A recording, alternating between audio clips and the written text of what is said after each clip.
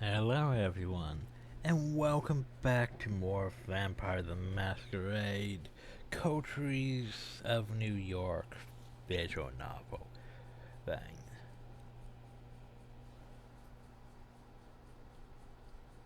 So I'm trying to remember what that one thing is. That's simple. Boop boop boop. The loading one they use. Oh god. Oh right, there's so many symbols here.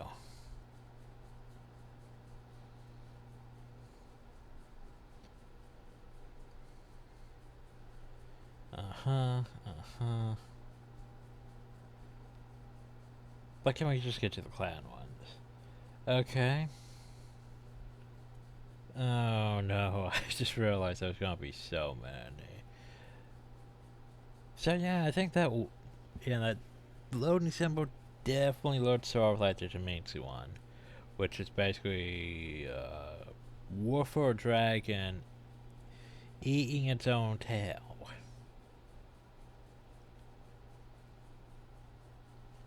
Yeah, definitely Jamitsu like. Huh. That guy could have. I'm not entirely sure. That guy could have also technically been, Lasombra, if anything. But no, he seemed to be working with the masquerade. So, pretty sure he falls into the category of.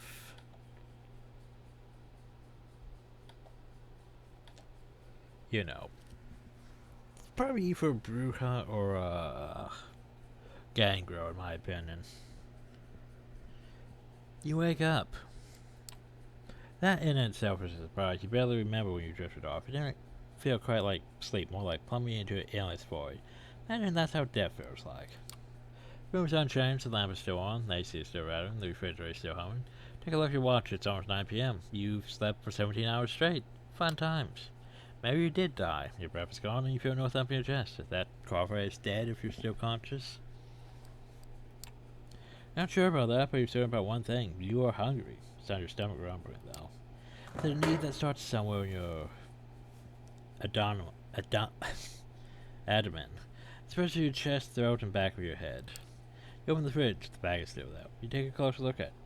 If it's soup, then it's cut and texture off. You pull the cork out, take a wheeze. You recognize. Take a whiff. You recognize the smell immediately. Holy shit. Sound mistaken? It's bad blood. The smell is faint to remember some situation in the past where you found it nauseating. Now it's almost. No.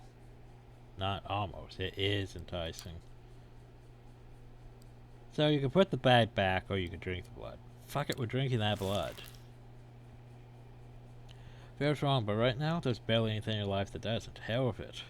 I like how you could put the bag back, but we're a vampire. We should probably drink it so we don't have another situation where we just, we drink a guy to death. We already lost, what, 5-10 humanity by doing that. Well, he might be alive, but still. Feels wrong, but right now there's barely anything in your life that doesn't. To hell with it, you pour a bit of the liquid into your mouth. Only a bit. Tastes like shit. It's coppery thick and clings to your tongue. And then into your mouth like a film of dirt. Swallow hard regardless. The taste is foul, but somehow you kind of want more of it. You take a second sip, sucking the blood out of the bag, you feel something pull on your insides. Double over. You're going to barf. You seem to cover your mouth looking for a place of honor, but before you find it, dark red wave rushes over your hand and fingers. Hits the floor, splattering in huge thick drops. Keep eating for a moment longer. Enough is coming out. No, not blood, not bile, not even spit blood. Is there something your body wants to push it out? Push it all out. Every last drop. Well, here's the thing. Oh god, we are adventurers, so it probably wasn't that good of quality of blood, and we're having that whole bloodlines thing. Well, oh, you can't feed on homeless people, or you start vomiting it out. Right. So you're trying to wipe droplets of regurgitated blood from your dress. You hear the local click and you see that the door opens. Standing there was the well-dressed stranger you met yesterday. Manfred Sue again, that predatory look, like a hawk on a hunt, but somehow more relaxed tonight, so like a tamed hawk, maybe. Good evening, how was? You notice the spatter, your red hand, the sick look on your face, barely contains a smirk. Oh, Was the catering unable to satisfy your exquisite taste? Apologies. Yeah, no shit, we're offended you.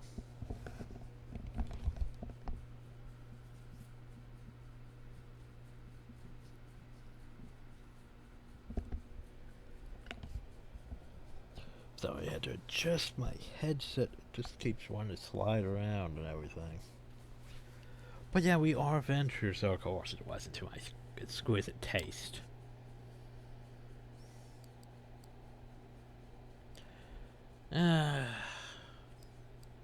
Offer him a drink. That was foul. Or the worst thing I ever tasted. Aren't we picky eaters? Spare me complaining. Well, I mean, you could always eat a rat, you rat sucker. Don't worry, we got places to be. Sure, some water and a towel in the back of the car so you can clean yourself up. So as long as we don't try to drink the water. Cars humming in the empty parking lot just outside the door of the cramped room. Spent the day in. The man motions to it, politely but with a stern look on his face. Rush the stranger, get inside the car, hijack the car. No, let's just get inside the car. Exactly, it's not like we have a choice. Correct, but your cooperation is appreciated, nevertheless. Take the bad sea again. The door locks, the stranger takes the wheel and starts the car. You drive in silence for a while. From time to time, you keep trying to catch glimpses of familiar streets or landmarks through the blackened windows, but it's of little use. The car's also soundproofed, and all you can hear is a bit of traffic humming in the car's engine. The driver doesn't say anything and seems focused on the road. Check the door handle. Yeah, the door is locked, alright.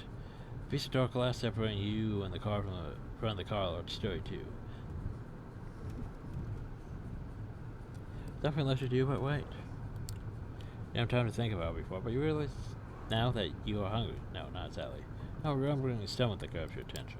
It's a need that starts somewhere in your... Right, that. Abdomen and spreads your chest throat in the back of your head. You become restless. This is essentially a kidnapping. Or the sky sets for its purpose. It doesn't change the fact you're being held against your will and you're not used to following orders when you can't delegate them to somebody else. You need to get semblance control of the situation, so you decide to prove yourself useful.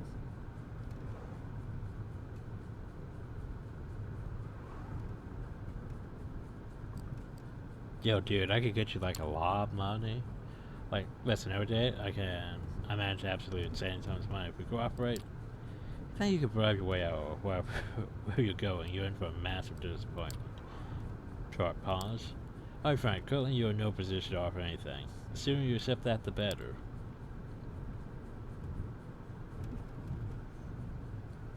Apparently we're just gonna be a dick now. It works for somebody who's dedicated errand boy. I wonder if you've ever achieved anything. Press the right button to give you an absolute Ferris stare through the real video mirror. For a second you spot a crack in his professional demeanor. You don't know anything about me. You have no idea where I'm coming from or where I'm headed. For a few seconds he quietly films. Your attitude won't help you make any friends. And your current position, you definitely need some. Consider that. Preferably in silence.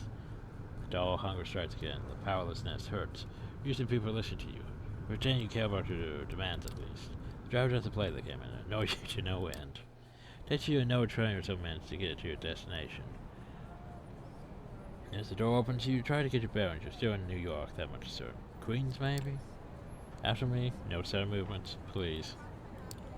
What's a nice looking building that house a two-story gallery called the Art Hole. Two large men in suits flank the door on both sides, and they give you a companion nod as you approach. Trapped by the stranger guiding you, you walk inside. The gallery's full, which is unusual at this hour, to say the least. About 2,000 faces fill the showroom, and a number of waiters navigate the gathering serving drinks, all of them beneath the guest's attention. The visitors are well dressed for the most part, but it's unclear what they have gathered here for. Nobody seems to be particularly interested in the art pieces on the walls. The atmosphere is polite, unnaturally so. Many guests turn to look at you and the stranger brought you here. The glances are varied. The open contempt on a few faces and animated interest on others. Whilst the eyes in the room calmly observe you as if wishing to appraise your worth. This reminds you of your company meetings. You, the only woman in the room, silently judged not on her merits but her standing on the list, Passing clandestine email threads between your male co-workers how HR found out, that is. Not the most pleasant experience, but there was no denying it taught you resilience. When hours would cower, you now straighten up. When hours would turn low gaze, you meet the eyes. Meet the eyes of the coward's guest with confidence. Oh god, his name's gonna be hard for me to remember. Good evening, Quader, Cowder. To you, child. Oh, it's a fancy word. Nope, this dictionary is useless.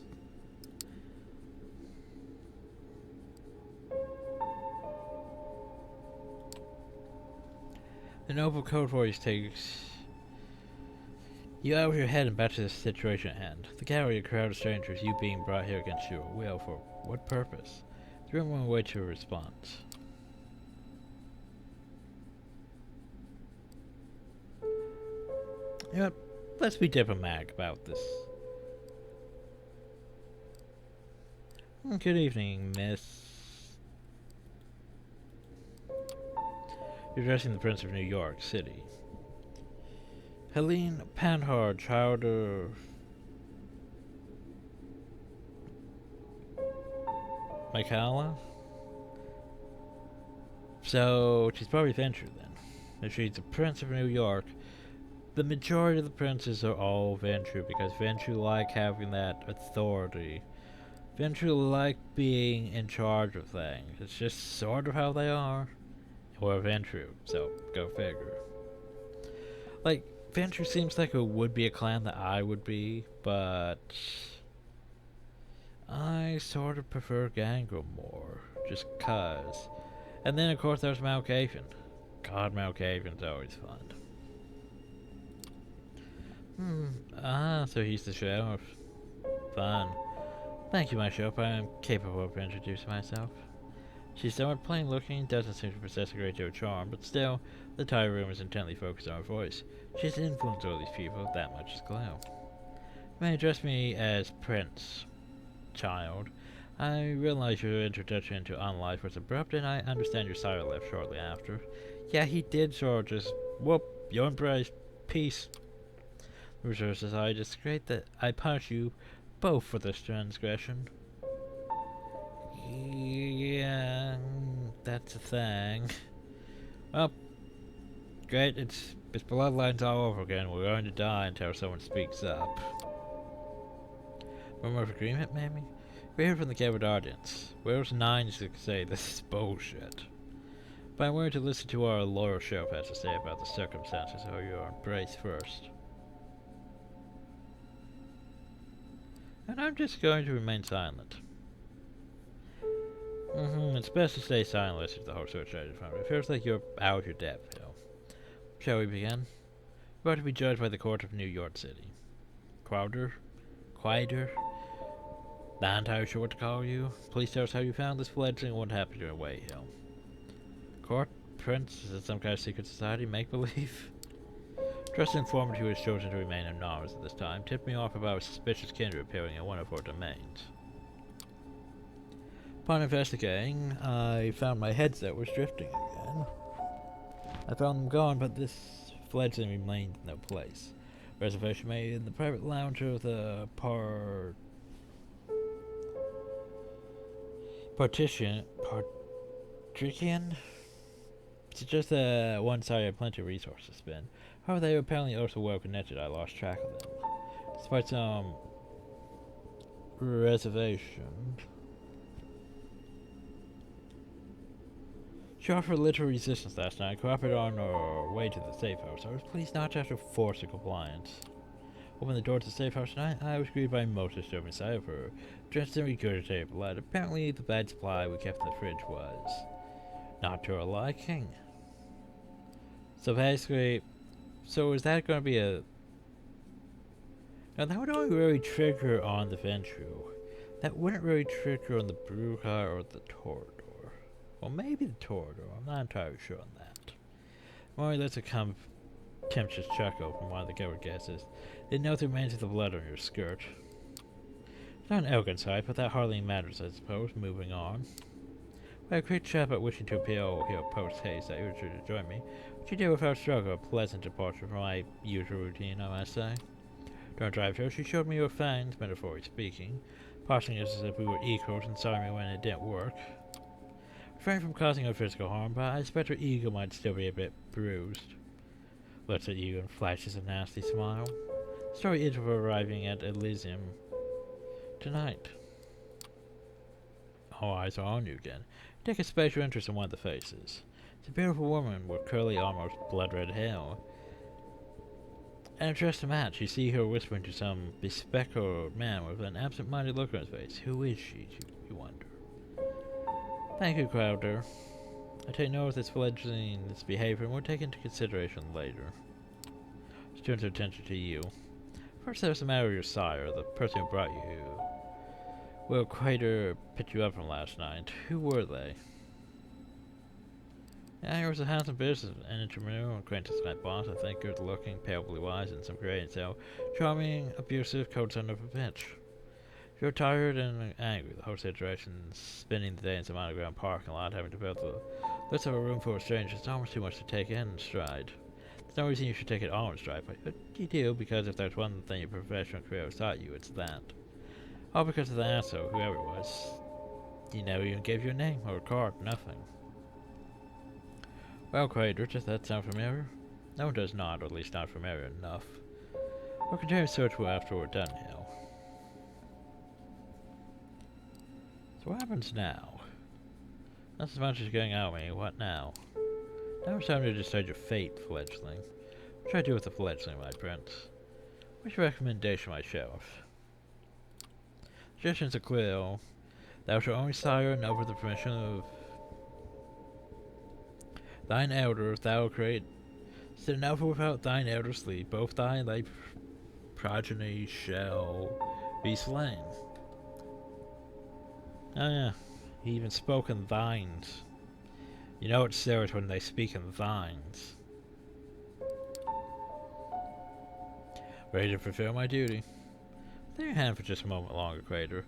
Just consult my counsel on this. Make sure everyone is in agreement. Of course. Seems strangely relieved. The prince leaves the main throne room and a handful of people follow around. About to ask this Crater what all that talk of traditions the council was when the red-haired woman approached the two of you. Sophie. Something sinister about her eyes. Trevor, I was wondering if I could have a word with the fledgling. What for? That was her voice in response. Come now, Crater, we all know what the verdict is gonna be. Let me speak to them. You might not have to stain your hands tonight after all. Words grab his attention. His face is hard to read. It's like several emotions are struggling for domination. Anger, sadness, hope, gratitude, resolve.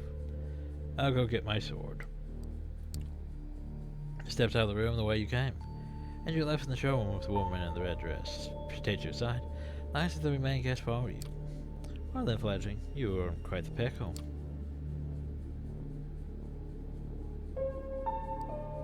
Yeah, what do you mean?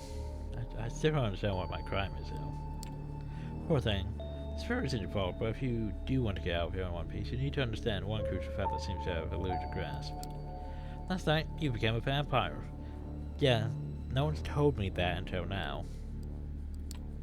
Wait, what? I understand well aware of how ridiculous that sounds. It's the reason why we have these nicer words for it. Kindred, being brave, having sire, the fact remains. Being called vampires, you're looking at them. They're us. You glance around, some of the guests are still occasionally looking at you, commenting on you in hushed tones. And the patrons are pale, really pale. Also, glasses of wine. I don't think those are glasses of wine. No, not wine, that's not the right thickness. Not the right color either.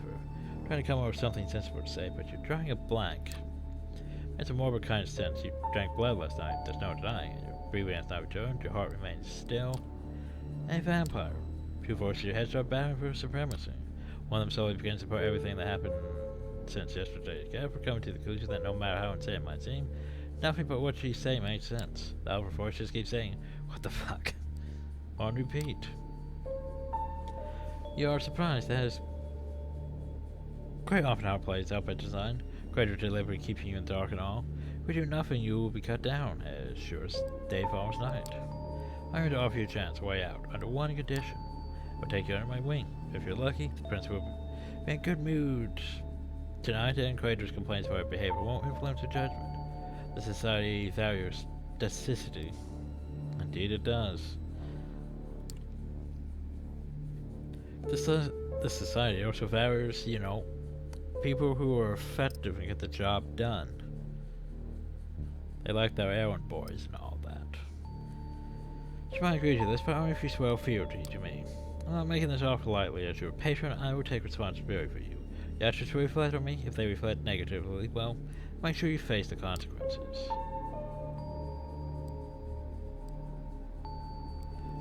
Here's a good question. What if I refuse? I believe I know what the prince will ordain. If the Crater would do his duty, you, my poor pledge, would die for good this time. I mean, there's a chance that you would not. Well, obviously we knew what would happen. I should have said what if I accept. I could be a guy in this new reality. Whispers. Steps and hushed voices could be heard from the side, but it seems the prince and her attempts to return to the shore. Crater appears from downstairs as well and starts walking towards you. We heard the verdict, asked to be spared. I will intervene. Remember my condition. She flashes a heart-melting smile towards Crater, who does not smile back. She shows some Macron Sue is now compromised by a curved, oriental-looking metal scabbard, with my headset always sliding. Faster a cover sash around his waist. It would look vaguely ridiculous if it wasn't surprisingly intimidating first and foremost. Crater takes his place next to you and observes as the prince takes center stage again. Loyal kindred of New York City, CAMARILLA, gathered here tonight, I have made my decision regarding this fledgling. The behavior since being embraced has been disagreeable. That does not bode well for them becoming a valuable member of our society. You are keenly aware that these nights we need to close our ranks and trust the wisdom of our elders and their traditions more than ever before. As our trusted show pointed out, there could be only one course of action. Though I acknowledge some of my counselors' divergent opinions on this. Takes a look specifically at one of the people who left the room before. Smart, plainly dressed, shy-looking man whose skin has a somewhat healthier tone. He bows his head in deference. By the final authority of this fledgling's fate, I declare that while their embrace might be their sire's responsibility, in their absence it is their progeny that shall be punished. Since his final death to resolve presently, Crater. You hear a scraping sound and see that the sheriff has unsheathed his curved sword. Oh god, he has a curved sword. Skyrim all over again. It's a beautifully detailed blade which you expect must be worth a small fortune. Its apparent sharpness makes you freeze up. 2 outs, bottom of the knife. Quite mumbles however to nobody but you. As his eyes meet yours, you note just a hint of sadness in his countenance, one that quickly vanishes to give way to grim deterrence. And he's out to bat. You're not gonna have a chance to speak up. We could die, we could die. You make a choice. Spell it, please. Don't worry, bag cut down. That's what I may ask you to stay the sheriff's hand for a while longer. Crater looks at the prince, awaiting a response to the sword, so hanging above you, starting to follow out a moment's notice.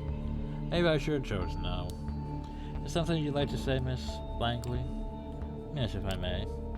Perhaps the prince stood somewhat annoyed at the distraction, but she stays quiet for a while, measuring the mood in the room. Before at least turning to look at you with aroused interest, some of them dismayed at not seeing the bloodshed. But intrigued by the unexpected tryst, the prince nods. Well, let's hear it. So he takes a few steps toward. All eyes are on her now, but Crater's heavy hand on your shoulder makes it clear that you won't take advantage of the distraction. My prince, while the traditions are clear, I believe that the proper content should be observed in addition to the letter of our laws. This fledgling is a burden, but proper guidance they could become an asset to our domain.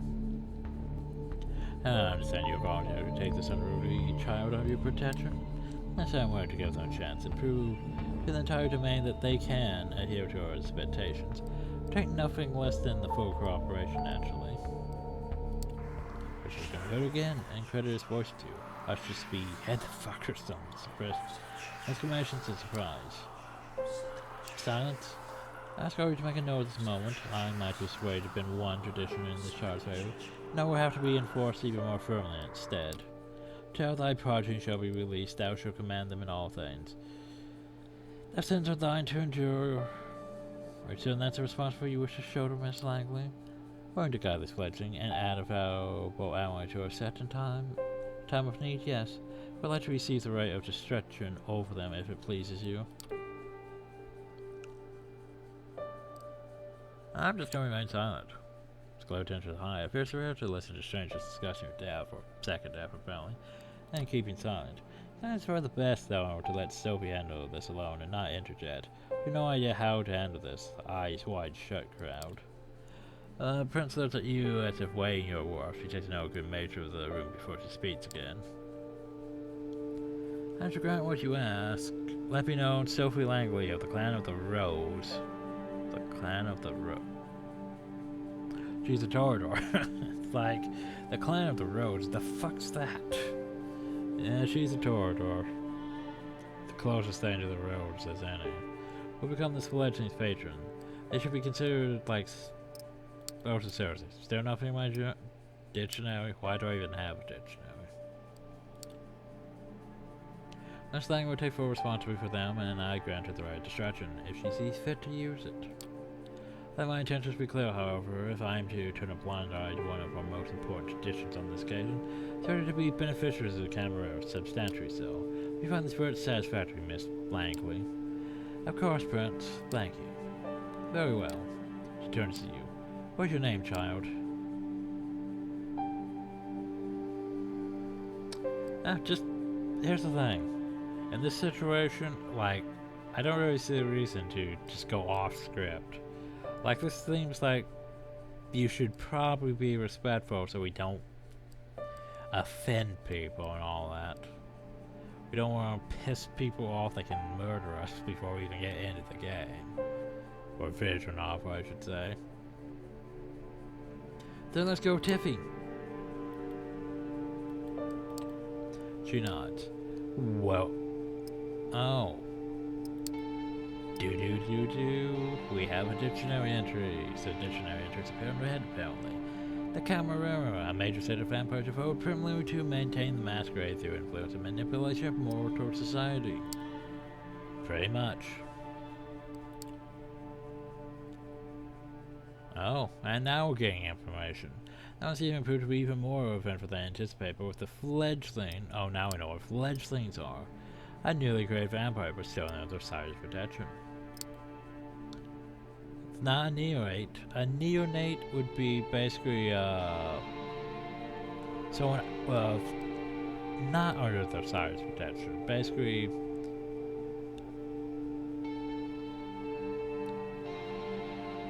Basically a vampire that's,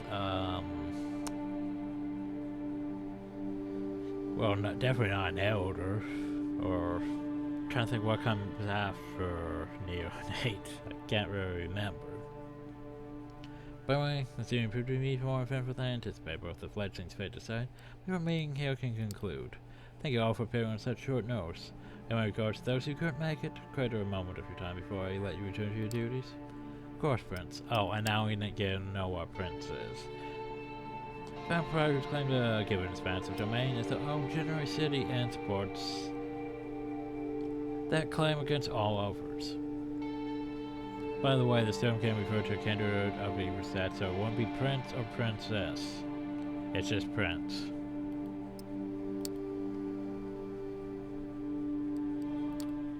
Due to the side glance that doesn't leave much space for interpretation, you will be watched, you will be judged, and if need be, you will be punished. The two of them leave the gallery.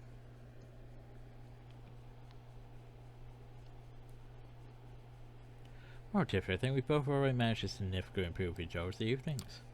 Let's keep the ball rolling, shall we? I think we should have a toast to a new fruitful partnership. Trace her hand at one of the well-dressed concierges who have now repaired the showroom to refill the guest glasses. The conveniently handsome man approaches with a curry for red liquid. Now we're throwing up the safe harbor still fresh in mind, and the idea that could have against almost enough to reject the drink altogether. But there's no denying you want it. Need it. More quite to say about your misadventure before we end the clock. Starts to have more delicate palates. Fancy words than others. Try to take a small sip. Silvas palate. Pours it to 2 glasses. You could barely wait until he hands you the drink. Your attention is forewarned. The fact that it's blood, you're certain doesn't phase you this time. Difficult to take just a sip, even though the taste is as foul as before. Tempted to down the whole glass in one go. You wait before taking a second taste. You're glad you did. A feeling like heartburn singing news. You can't keep it down. You spit back inside the glass. Sophie lets on, intrigued. Not surprised. New York City caterers have very ponderous. I need like a dictionary for these words. Less so the kindred words. Ideas about what good blood should taste like. Or you just need to keep trying. Sophie's aggressive concert serves you 3 other variants of blood. The first 2 are as horrible and indigestible as before, both ending up back in the glass within moments of tasting them. Before the third try, you're almost ready to throw the glass at the wall in frustration, but finding this one's different. Instead of mud and decay, a surprisingly rich bouquet of tastes. You feel blissfully at ease, and Sophie takes note. Ah, there it is, Jake. Would you kindly let us know who the donor was? Leave the bottle, please. Consider nods and leaves again. Take another sip and another. You empty the glass. The dull feeling in your stomach and head starts subsiding. But you still want more. Always more. So he pours you another glass and refills hers. She takes a sip. You have a curiously specific taste. Tiffany, is it the clover notes, the traces of caffeine, or the bittersweet aftertaste of melancholy? You taste nothing of the kind, but it doesn't matter. It's tasty but not as delicious as it was last night. Now it's intoxicating. It manages to silence the hunger. That hunger. The urge to feed for vampires, the hunger replaces all our drives with its own powerful call. Nothing about the beast, though, because, yeah, if you don't feed, that beast gets a bit angsty. And if you overindulge, though, that beast gets a bit angsty. So where's my thing about my humanity checks and all that, too? Where's my stats? It's a visual novel, you don't need stats. I want stats. Drinking blood puts you at ease. It's a strange realization. The man named Jacob comes back with a small card and leaves it with Sophie. She takes a quick look and passes on to you. It's somebody's medical details. An office worker, male, Caucasian, 32 years old, blood type ABRH. ABRH. Like, I know AB and A and B and O and all that, but ABRH. Blue eyes, brown hair, no history of substance abuse, New Jersey native.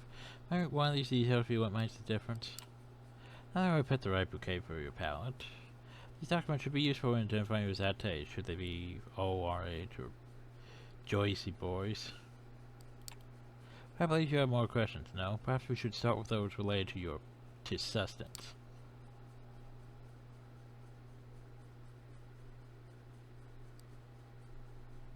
Yeah, how will I know what I can drink? It's difficult, it's fine. How do I navigate that? How do I know what kind of blood I can drink? I mean, we are adventurers, so we do need high quality blood. Check your question, I believe you would just have to trust your instinct on this. Time you should be able to nail down your particular preference. But that you eat jets, of course, is of no value to you, and it's a horrible waste. No matter if it will ever sate your hunger completely, but every little sip counts. If you're... there's the beast. If you're frugal or forced by the circumstances, you can survive many nights without a single drink. But it's risky and will tempt the beast that is part of a curse. But why is the beast? The incoherent drives and urges that threaten to turn a vampire into a mindless, raving monster. Gotta keep that humanity in check. Take some time to find the right balance. Tomorrow she'll take you hunting and we'll explore the topic further. But you should be good for now. Man, let's go over stuff. You mentioned beast. That metaphor is quite real, though not in a strictly physical sense. This in all of us, so nature and hunger manifest. Those more... Oh, yep, we'll get into this. That's the one thing I hate about Vampire the Requiem, is they completely disregarded that. Now more religious ones connected to the biblical CAINE, the age of the first murderer, cursed by God saving all his descendants. And he's a mythical figure considered to be the first and most powerful vampire. Some vampires refer to themselves as Cainites, members of the race of Cain. He also might still be walking around us, walking among us still, as a cab driver. I, however, am a child of enlightenment, not that makes my struggling easier. After we were like Alpha, and now we finally established what Kindred are. The CAMARILLA term for vampires as a whole, or a single vampire. According to rumor, this term came about in the 15th or 16th century after the Anarch Revolt.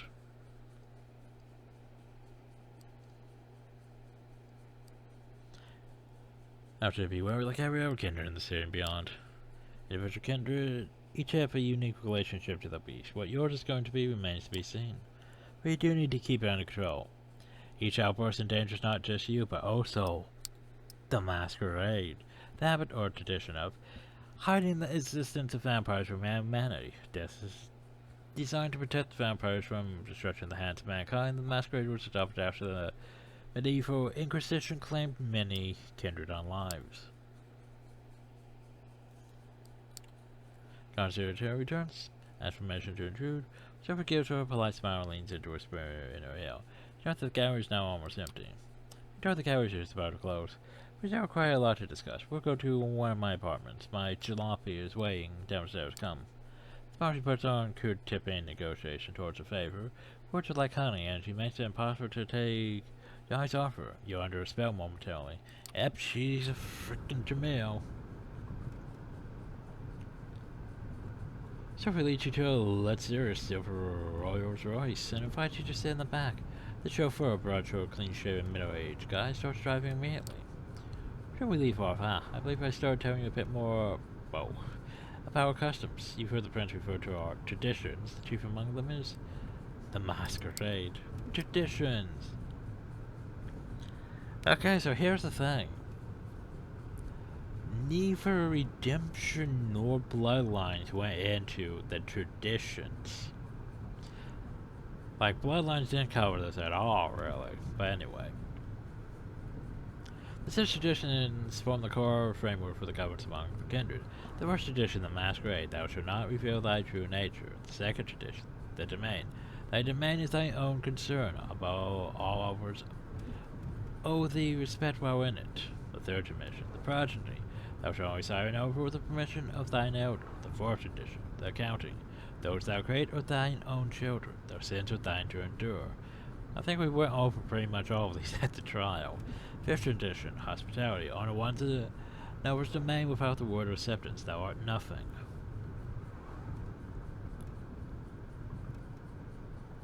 Sixth tradition, destruction. Thou art forbidden to destroy and know for thine kind. The right of destruction belongeth only to thine elder.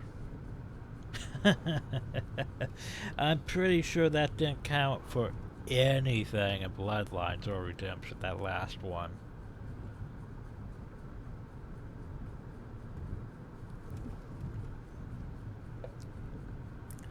Like the last one, though. Thou art forbidden to destroy and know for thine kind. The right of destruction belongeth only to thine elder. Yeah, that basically means, like, you can't just murder each other, or it infers the wrath of stuff. But here's the thing. That doesn't really apply in a lot of scenarios. Like, if you get into a fight with an anarch, I'm pretty sure that doesn't count. If you get in a fight with the bot, I'm pretty sure the CAMARILLA is going to encourage that you murder the Sabbat, regardless of that sixth tradition.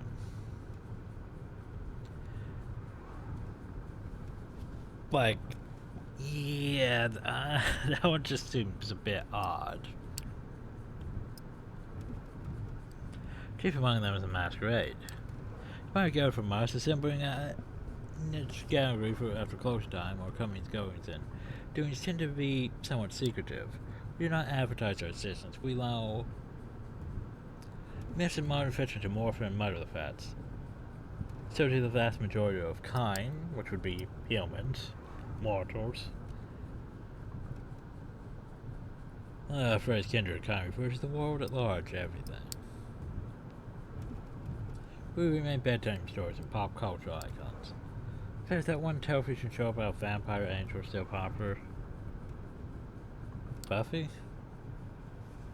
You shook your head in confusion. She shrugs and continues talking. looking a little bit more dejected than before. Clandestine ways help us remain safe, allow us to explain away the occasional trip up to the rational minds of the 21st century humanity, and to take much. Oh, we don't have a purpose. We don't have a thing on humanity. Don't take much of our interjections from mortals.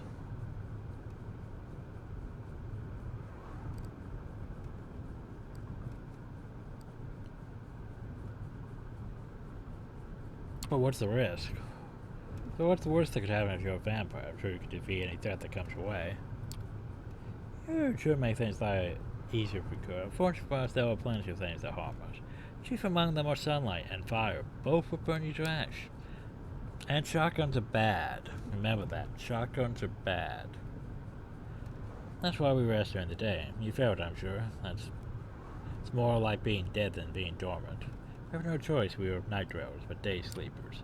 Some more focal-related threats are just legends or occasional minor nuisance. Garlic, running water, even religious symbols don't repel us unless the widow is uniquely pure and godly. Yeah, remember Bach?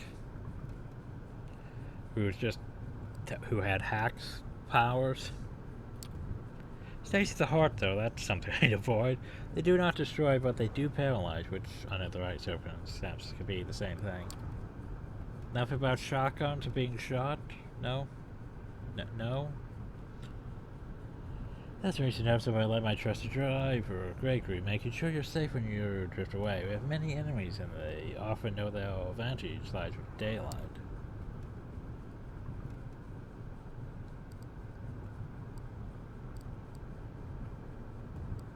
Vampire.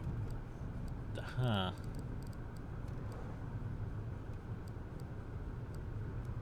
Vampires watch each other's backs. Mention every enemies, I guess that makes it necessary to watch each other's backs. Can you count on other vampires with that? No, not really. She's first letting out a soft chuckle before answering. No. Our literal set supplies social interactions aplenty, but it doesn't really encourage counting on somebody. Support given in exchange for favors, yes, that's more like it. That does sound a bit better. When I set a group of vampires arguably unite under common philosophy. The two most widely known sets currently popping in the night or the camera and the what about the fucking Sabbat? The two most widely known sets currently popping in the night or the CAMARILLA and the Anarch movement. No, it's the CAMARILLA and the Sabbat. You can't say.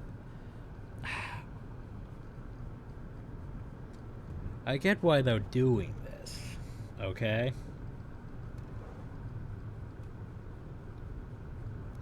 I get entirely why they're doing this. Why they're not mentioning the Sabbat is because they don't want you to think about the Sabbatness. They want you to think about the CAMARILLA and the Anarch movement. They don't want you to worry about the Sabbat, so that's why they didn't mention them. But at the same time, fuck that noise. I've had to worry about the Sabbat for the and everything else that's Vampire the Masquerade related. Why wouldn't I worry about them in this? If a Demency shows up and starts flesh crafting tentacles, I'm going to be concerned. As I should be. But they're just like, nah, it can't be a problem.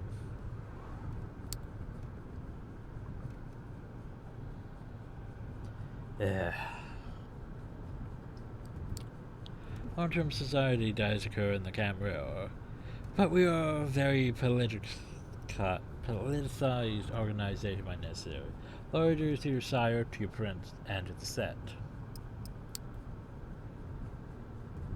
Sires. Basically, the kindred who created us, basically. Because, you know, it goes from CAINE to the I forget what the second generation is. Then the third generation, which would be the antediluvians. Then fourth, fifth, and so on, so on. Loyalty is your sire to your prince and to the set. Well, here's the thing. Didn't our good friend Maximilian Strauss say his loyalty is to like his chantry, his clan, and then the Camarilla, in that order.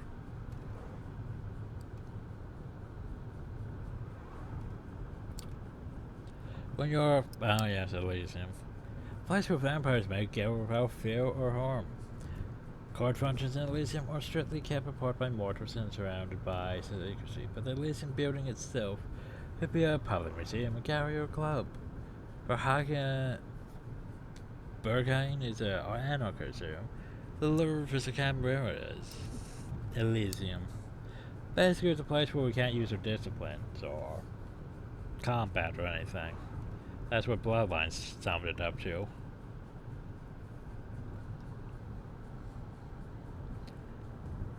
The reality is more complex. Outside of official government, shady deals and a quid pro quo, mentality reigns supreme. Seems to give you a lot of thought and for silence for a while, leaving you to ponder all the things you've learned tonight. Still for yourself, yeah, you can really tell which direction they're going with this. It really seems like we're not going to get into combat at all in this, which is, you know, it's a thing. It's sort of why I'm glad we didn't pick a Bruges then. Because, yeah, we don't really have, as a venture, we don't really have, you know, physical disciplines. We do have conversation disciplines. Dominate and all that. It was absolutely unreal, but, well, wasn't there in Vampire the Redemption? Didn't they give, like, Ventrue animalism for some reason? I don't know why they did. They could shapeshift into wolves and shit. It was weird. But as piece after piece of knowledge falls into place, the image becomes almost like an entirely logical jigsaw puzzle. Whatever you wouldn't believe on your own, you've witnessed. Many questions swarm your thoughts, but the one you kept returning to is what your place in this new reality should be. The car stops, you in the city. In front of an old but well-renovated apartment building. We're here. Would you like to see your lodgings? There's no parking lot room. No trap safe room and underground parking lot for all safety and all that. Don't be ridiculous. You're not a tireless fledgling creditor to grass anymore. Anyone won't hold you there any longer than necessary, I think. Go upstairs. She leads you through a small hall with a night guard who greets Miss Langley for good. Evening, you take the stairs up to the second floor. Silver opens the room to room 209. Inside all the amenities you could expect from a modern apartment. And some you wouldn't have deemed necessary just the previous night, including thick blinds on the windows. Yes, make sure the blinds are closed at all times. You might want to put up some boards or cardboard, I'm not entirely sure. The back room has a comfortable looking bed and a thick steel door. Several sturdy. Yeah, here's the thing, make sure those blinds are thick as fuck, because if one of those even has a slight, like, okay, here's what I'm going to point out. The problem with blinds is, see these little things right here? See those? Because that's where the strings are on blinds, right? Problem though is that's where light can go through blinds. Which, yeah. All you need is a bit of light from there to go through, and you're going to be feeling that.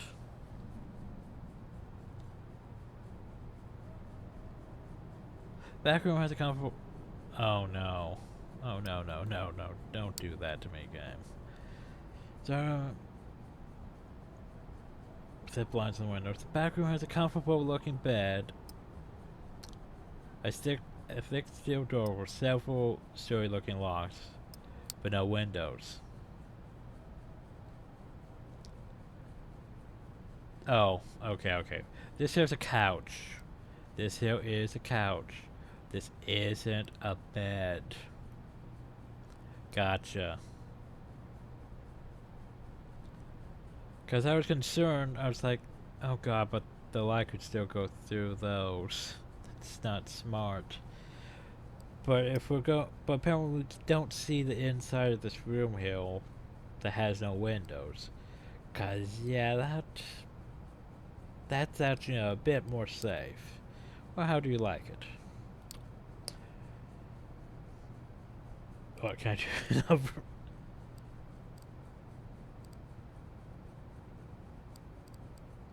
What can't you?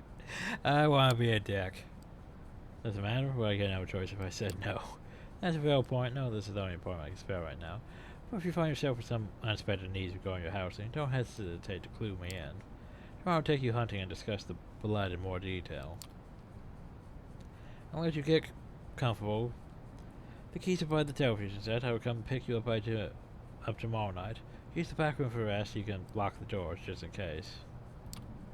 Seems a bit when she leaves. It's like the room suddenly became a few shades dimmer. It's about the kitchen, hoping to find something to drink. Nothing. No regular food either.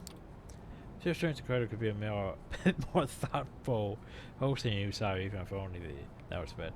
Briefly wonder if the shelf might have hid inside. Now she didn't leave blood for us. Well, that's gonna be fun. Nothing left to do, you lie on the couch with the TV playing in the background for company. Columbo reruns, Kojak reruns, President of the United States comes out with a series. Let's not go though. Wait, did that repeat twice? Yes, it did. Oh, got himself into series though, got himself out of series. Trouble. Pundits are yelling over each other about things that seem a little less insignificant just 2 days ago. Start drifting off, reflecting about another night of confusing conversations and world-shattering revelations. Find more before you finally understand what happened to you and what you're supposed to do now. Keep coming back to the life you left behind, the people you should contact, the things you want to pick up from your apartment. You wonder when you'll have the chance for either. You start to feel the same tiredness that made you drift into a cold sleep last night. You sit her in the back room. The bed is comforting, and the lack of a window is less so. Leave the light bulb on, looking at you, realize it's the closest you ever come to staring at the sun or a breezy summer day again. As close as you ever come to. Where melancholy overwhelms you. And then the spooky noises. Remorse of your consciousness fades, and you take the plunge into darkness again, sinking, sinking, sinking. The fuck is this? Well, apparently New York and all that.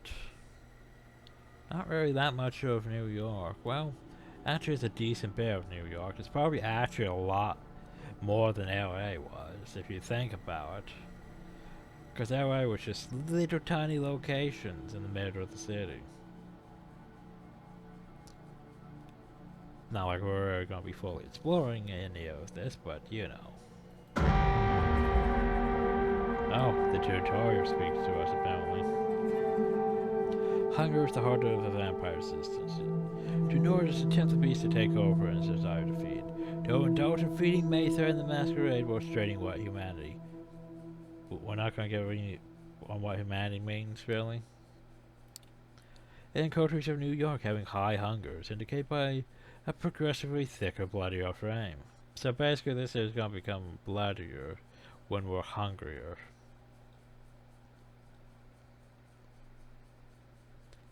Like the one you see now. As your hunger grows, so does the indicator. Your hunger may increase when you call upon your vampire powers, or when you need to mend your wounds after oh god, there's going to be combat, everyone. There's going to be combat. In a visual novel, that's going to be fun.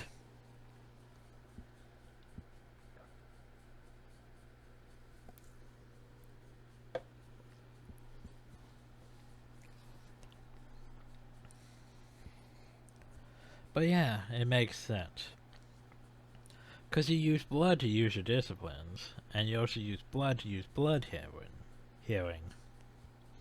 Or just to hit on general. It makes sense. But of course you're going to need blood. When your hunger reaches the maximum level, you will receive a warning after you complete a piece of the story, in order at your own peril. Some choices might only become visible if your hunger is high enough. Similarly, high hunger may block off some choices, as you will be able to see after pressing continue. Oh, there's a blocked off option. 'Cause we're too hungry. Oh no. To decrease your hunger, you need to feed. Whenever you see a feeding opportunity, which I'm pretty sure was that teeth thing, you can take the risk to hunt and slake your hunger. So, feeding opportunity, aka those fangs. Blocked off option. You need to keep the hunger at bay if you go jump over the masquerade and survive the nights that await you.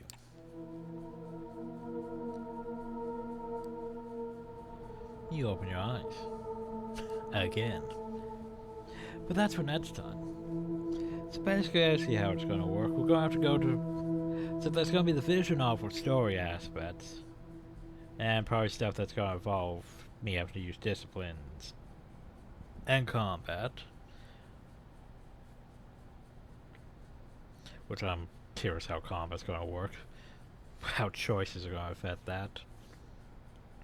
Then there's going to be like in between sections where I'm going to have to, you know, find people and feed. Interesting. But anyway, hope you all enjoyed. Thank you, and have a nice day.